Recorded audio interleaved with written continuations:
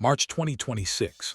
In Oakville, Ontario, Canada, a quiet city of about 220,000 residents, something extraordinary was about to happen inside the 16-mile sports complex.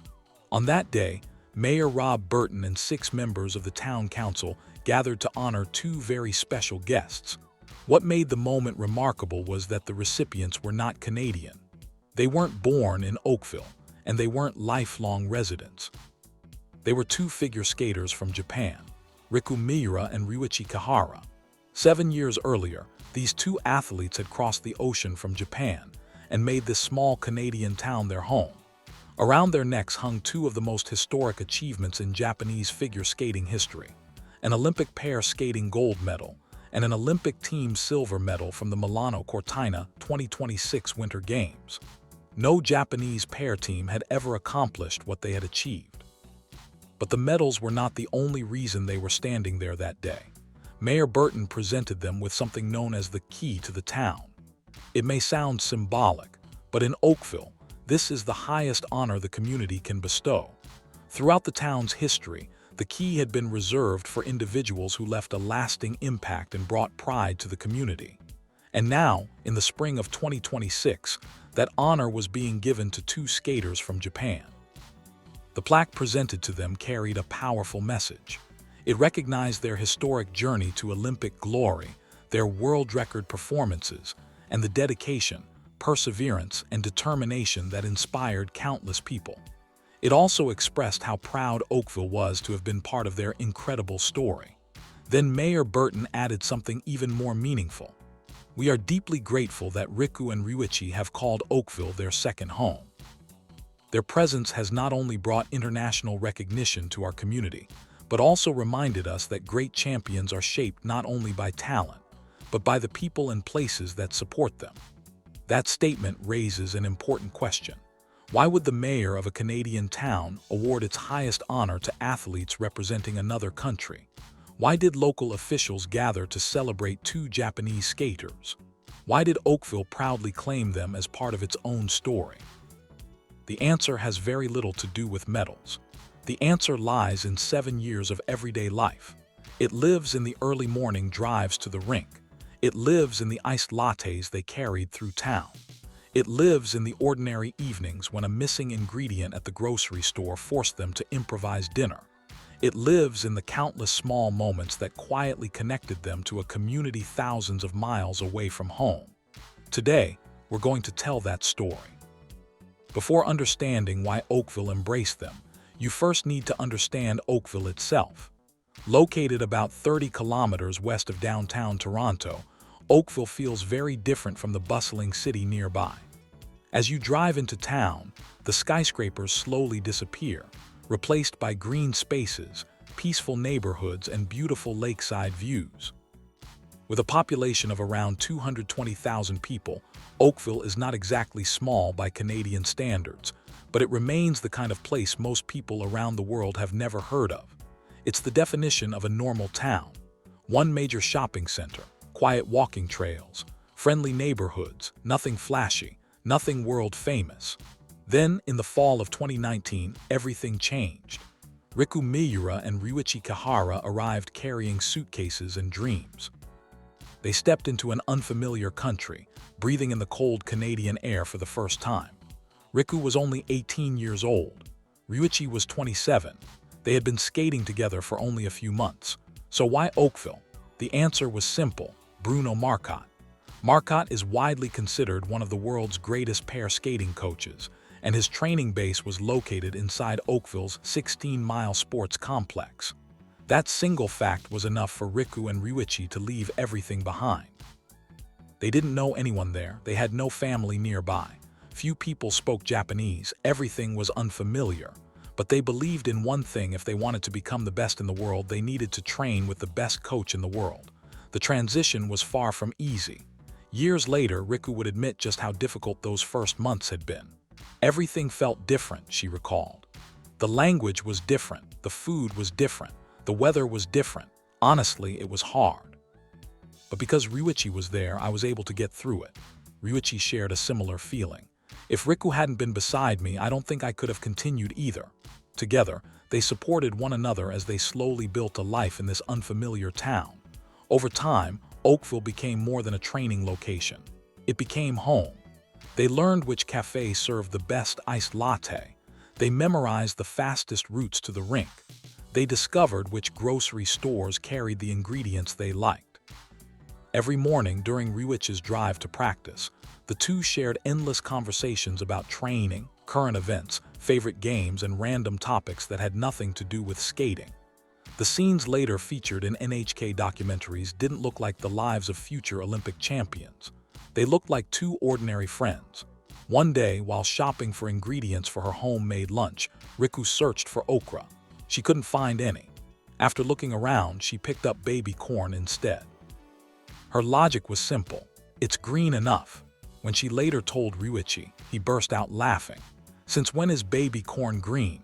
It was the kind of silly conversation most people would immediately forget. But those ordinary moments mattered, because while the world would eventually see Olympic medals and world championships, Oakville saw the daily journey that came before them. The 16-mile sports complex became the center of that journey. The facility features 4 ice rinks, and it was here that the pair trained almost every day. Their schedule was demanding. 3 separate 50-minute sessions every day. Endless repetition, endless refinement, but Bruno Marcotte believed success in pair skating was about more than technical skill. His philosophy was simple. The energy between two skaters determines everything. That meant training wasn't just about jumps, lifts, and throws. It was also about communication, trust, understanding, connection. The pair spent hours talking, laughing, disagreeing, learning, and growing together. Those interactions became the foundation of what fans around the world would later know as Rikuryu. The staff at Skate Oakville noticed it too. At first, they were simply 2 young athletes from Japan, but over the years they became something much more. They became part of the family. After practice, Ryuichi would stop and chat with staff members. Riku would shyly smile and greet everyone, little by little. They became familiar faces in the community. One staff member later described it perfectly. Just having them here changed the atmosphere of the entire rink. Not only the athletes, but the children and parents too. Everyone felt inspired watching them. Then came the Beijing Olympics in 2022. Traveling from Oakville to the Olympic stage, Riku and Ryuichi represented Japan in pair skating and finished 7th overall.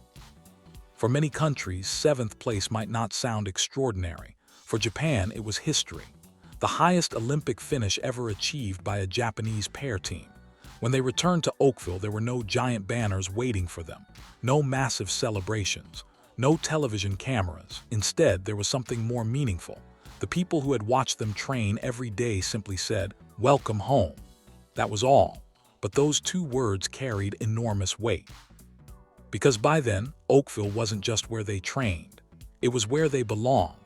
And the following season, the world would finally discover what Oakville had already known. Riku Miura and Ryuichi Kihara were ready to become champions, to be continued. But success always comes with a price. Even while standing on top of the skating world, Ryuichi Kihara's body was beginning to send warning signs. He continued training despite persistent discomfort in his lower back, convincing himself that every pair skater dealt with pain. That was simply part of the sport. Then came the MRI. The results changed everything. Doctors diagnosed him with lumbar spondylolysis, a stress fracture. His back was literally broken. One by one, the competitions disappeared from their calendar. The Grand Prix series was gone. The Japanese national championships were gone. The momentum they had worked years to build suddenly came to a halt. The Oakville rink that had always echoed with the sound of their training became unusually quiet. For a while, Ryuichi couldn't even make the daily trip to the ice. Instead, he and Riku spent their mornings driving to hospitals in Toronto. Physical therapy sessions replaced practice sessions. Rehabilitation replaced competition. Day after day, they focused on the smallest victories, slowly expanding the range of movement in his back. Throughout that difficult period, Riku never left his side. Looking back, Ryuichi would later admit something deeply personal. Because Riku was there, I never gave up. One day during rehab, doctors finally delivered a piece of good news. Ryuichi was cleared to perform up to 3 single jumps per day. 3 jumps. That was all. Yet that evening, both of them celebrated as if they had won a championship. Years later, they laughed about it. 2 world champions were thrilled because they were allowed to do 3 single jumps. That was the reality of their winter in Oakville. Then came March 2024, the World Championships in Montreal. After months of uncertainty and a long absence from competition, Riku and Ryuichi finally returned to the ice. What happened next became one of the most emotional moments of their careers. Their free skate produced a personal best score of 143.03 points. Their total score reached 217 points, earning them the silver medal. Gold slipped away by the smallest of margins, but something far more important happened. The performance touched people around the world. It became one of those routines fans would never forget. And after the competition ended, the champions celebrated in the most unexpected way possible. They went out for poutine, French fries covered in cheese curds and gravy. Later, Riku admitted that eating poutine was her favorite moment of the entire week. Think about that for a second. The day after narrowly missing a world title, her happiest memory was sharing a simple meal with her partner. That perfectly captured who Riku Ryu really were. When they returned to Oakville, the community welcomed them once again. This time, however, something had changed. The official Skate Oakville social media account posted a photo of the pair along with a simple message: "Welcome home. We are proud of you." Those words carried enormous meaning. Little by little, Oakville had started viewing Riku and Ryuichi not as visitors, but as part of its own story. Then came February 2026, the Milano Cortina Olympics. After years of sacrifice, setbacks, injuries, and countless hours of training, everything came down to one final competition. Following the short program, they sat in 5th place. Many athletes would have panicked. Riku and Ryuichi did not. When the free skate began, they delivered the performance of their lives. A world record score of 158.13 points, an unforgettable comeback, an Olympic gold medal, the first Olympic pair skating gold in Japanese history. And as if that wasn't enough, they also helped Japan capture silver in the team event. Across Japan, people cried tears of joy while watching the live broadcast. But Japan wasn't the only place celebrating. Thousands of miles away, tears were flowing in Oakville too. Local media later reported that staff members at the 16-mile sports complex gathered around television screens inside the rink. As the final scores appeared, they hugged one another. They weren't celebrating strangers. They were celebrating 2 people they had watched grow for 7 years. Their reaction was simple. They did it. Not Japan did it. Not the Olympic champions did it. They did it. That choice of words revealed everything. Because after 7 years, Riku and Ryuichi belonged to Oakville as much as Oakville belonged to them. Behind their success was another person whose contribution rarely appeared in headlines: a Japanese woman named Kano-san. When Riku and Ryuichi first arrived in Oakville in 2019, officials from the Japanese Skating Federation asked whether she could help support the young athletes. Without hesitation, she agreed. At first, her support seemed simple. She invited them to her home. She cooked Japanese meals. She created a small piece of home in a country thousands of miles away from Japan. Imagine how comforting that must have felt. 2 young athletes living overseas, suddenly sitting down to a familiar meal that reminded them of family. Then the pandemic arrived. In 2020, the world changed. Training facilities shut down. Travel became difficult. Returning home to Japan was nearly impossible. Months passed without seeing family members. For many athletes, isolation became one of the hardest challenges of all. But Kano-san remained there. She delivered meals. She offered advice. She listened whenever they needed someone to talk to. None of it appeared on score sheets. None of it earned medals. Yet all of it mattered, because athletes are human beings before they are champions. And Kano-san quietly helped them navigate life itself. Years later, Riku described Oakville in a way that perfectly captured what the town had become. There are people there who feel like family, without question. She was talking about people like Kano-san. The Olympic gold medal belonged to Riku and Ryuichi, but the journey belonged to many others as well: coaches, friends, volunteers, staff members, community supporters, people who never stepped onto Olympic ice yet helped carry the dream forward. That is why Oakville became more than a training center. It became a second home. And now let's return to that unforgettable day in March 2026. Inside the 16-mile sports complex, Mayor Rob Burton and members of the town council stood waiting. Behind them was a large display celebrating the Olympic champions. The atmosphere wasn't that of a formal government ceremony. It felt more like a family reunion, a gathering of people who had shared a long journey together. When Riku and Ryuichi entered the room, everyone rose to their feet and applauded. The two champions stood before the mayor with their Olympic medals still hanging around their necks. Then came the defining moment. Mayor Burton handed them the key to the town. As soon as Ryuichi received it, he lifted it high above his head with both hands. The usually calm and reserved skater suddenly looked like an excited child. His smile lit up the room. Everyone remembered that moment. Standing beside him, Riku smiled softly, watching the scene unfold. Later, Councilor Scott Zai shared his thoughts online. It was an honor to celebrate Olympic champions Riku Miura and Ryuichi Kihara here in Oakville. Alongside Mayor Burton and fellow council members, we welcomed two athletes who have trained at Skate Oakville and the 16-mile sports complex for more than 7 years. These hometown heroes continue to inspire our community.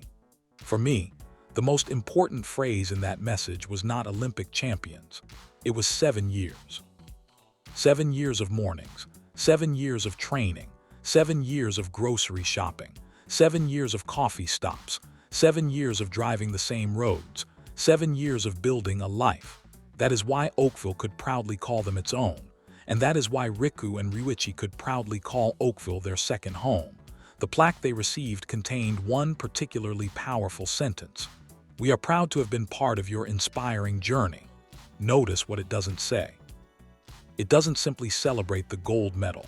It celebrates being part of the journey, because this town had witnessed every step. The victories, the failures, the injuries, the doubts, the comebacks, the dreams, all of it, and that is what made the moment so meaningful. After the ceremony, everyone gathered for a group photo. The smiles on the faces of the Canadian staff, local officials, and community members weren't diplomatic courtesy. They were genuine. They reflected real pride, real affection, real connection. Many people later looked at that photo and shared the same thought. Nationality doesn't determine where someone belongs. Time does. The places where we invest our lives eventually become part of us. And that is exactly what happened between Riku Miura, Ryuichi Kihara, and Oakville. To be continued.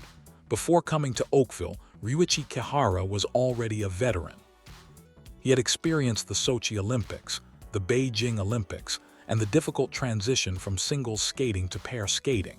But even he had reached a point where retirement felt possible. After the summer of his 26th year, he came to Oakville believing this might be his final chance. Riku Miura had talent. Ryuichi Kihara had experience. But in different ways, both of them had reached a moment where they wondered if their skating careers might already be nearing the end. Then they met, formed a pair, and crossed the ocean together to Oakville. That meeting, which seemed like coincidence at first, became the starting point of an Olympic gold medal story. When coach Bruno Marcotte first began working with them in Oakville, the first thing he emphasized was not technique. It was trust. His message was simple. If there is no trust between two skaters, no technique will matter. Pair skating is a sport where one mistake can bring two people down together.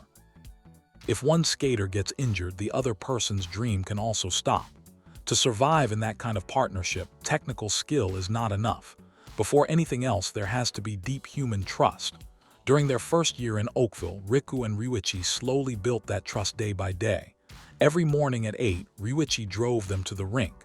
They trained through 3 50-minute sessions. They ate lunch together. In the afternoon, they walked through town. They talked, laughed, disagreed, argued sometimes. And then the next morning they got back into the same car and did it all again. That repetition created something special between them. The MBS documentary Jounetsu Teruku captured pieces of their daily life in Oakville. In one scene, Riku is sitting in the car while Ryuichi drives, and she realizes she forgot something again. Ryuichi looks at her with a tired expression, almost as if to say, "Again." Riku immediately blames him, saying it happened because he didn't remind her properly. Ryuichi laughs and says, "That is not my fault. It was such an ordinary exchange." But that ordinary exchange revealed the true nature of their bond. Inside the car of world champions, there was no dramatic speech, no perfect hero moment. Just two people who knew each other so well that even a small mistake turned into a familiar joke. Another scene shows Riku at a cafe in a shopping mall, ordering an iced latte. She says she loves summer, and even on a chilly day, she still chooses a cold drink. "I like summer more," she says. "I always feel a little sad when summer ends." Ryuichi hears it, says almost nothing, and simply takes a sip of his coffee. That quiet space between them, where words are not always needed, was also part of Oakville. At home, the documentary also shows Riku preparing a handmade lunch. Because of weight management, she tries to include plenty of vegetables. She wanted to use okra, but the supermarket did not have any. After thinking for a moment, she picked up baby corn instead. When Ryuichi asked, "Why is baby corn green?" Riku answered, "Maybe it absorbed the color from the other vegetables." They both laughed. Inside that simple laughter was the entire story of their 7 years in Oakville. According to Marcotte, these ordinary moments were the real source of Riku Ryu's strength. Technique can improve through practice, but the feeling between two pair skaters only grows through time spent together. Riku and Ryuichi were not only together on the ice. In Oakville, they were together in daily life, and that is what made them special. Then, after conquering the world in 2023, Ryuichi's body began to break down. During training for the Grand Prix series, he started feeling pain in his lower back, but he tried to ignore it. He told himself that back pain was normal for pair skaters. He kept training, he kept pushing. But when he finally had an MRI that fall, the diagnosis was serious. Lumbar spondylolysis, a fracture in his lower back. The bone had actually cracked. Imagine what that news must have felt like. The Olympics were coming the following year. Everything they had built could suddenly stop. The dream they had spent years chasing could disappear because of one injury. But later, Ryuichi said he did not panic because Riku was there. The day after the diagnosis, Riku made a simple decision. He would go through the rehab process with him. "Let's do it together." Those words supported him more than anything. Every morning they went to a hospital in Toronto. While Ryuichi received physical therapy, Riku waited nearby. Afterward, they ate lunch together. In the afternoon, they reviewed the tiny movements he was allowed to do.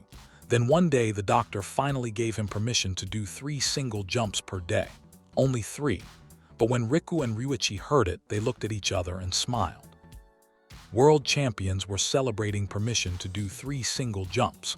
That was the kind of winter they lived through in Oakville. The staff at Skate Oakville still remember that period clearly. Some days, Ryuichi could not come to the rink and Riku trained alone, but she never carried herself like someone defeated. She told the staff, "Ryuichi will come back, so I have to keep working until then." One staff member later said, "That was when I realized her strength was not only in her skating." When Ryuichi finally returned to the ice, the atmosphere inside the rink changed. Several staff members remembered the moment clearly. As soon as he stepped onto the ice and began skating beside Riku again, people naturally stopped what they were doing and watched. Nobody needed to say anything. They simply looked on. Kano-san was also watching from outside the rink. When she saw the two of them skating side by side again, she said tears came to her eyes. Then came the 2024 World Championships in Montreal. After a long absence, Riku and Ryuichi returned to competition.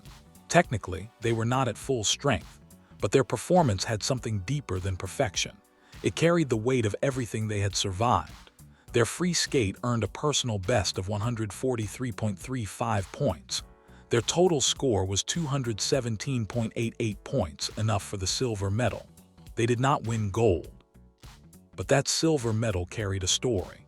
It began in hospital hallways in Toronto. It began in the car rides to rehab. It began in the winter when 3 single jumps felt like a miracle.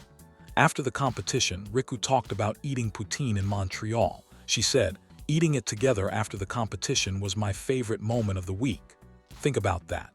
The day after losing gold, Fries covered with cheese curds and gravy became her happiest memory.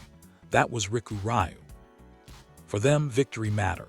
But the quiet moment afterward, sitting together and sharing food, somehow mattered even more. Then came February 2026 in Milan.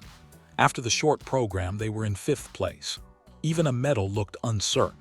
But in the free skate, they delivered a world record score of 158.13 points and completed one of the greatest comebacks in Olympic pair skating history.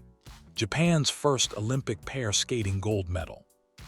When the NHK commentators lost their words, all of Japan seemed to freeze.